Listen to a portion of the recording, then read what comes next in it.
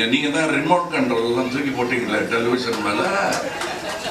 ஏன் நீங்க மறுபடியும் அங்க போனீங்கன்னா ரிமோட்டை தூக்கி போட்டேன். அதான் சொன்னேன், விமர்சிக்க உரிமை ஜனநாயகத்துக்கு உண்டு. அது தூக்கி போட்டேன். ஆனா ரிமோட்டை வேற ஆள் தூக்கிட்டு ஓடிட்டான். ஆகா, அங்க போகக்கூடாதியா. ரிமோட்டு ஸ்டேட்டோட இருக்கணும்.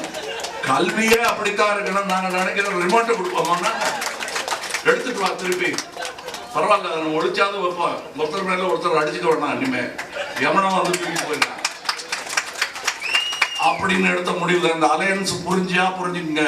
புரியலன்னா சும்மா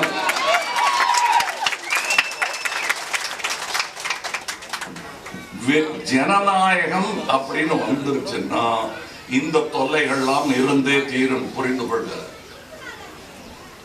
அது வேண்டாம் நினைச்சா மாற்று அரசியல் என்பது பாசிசம்.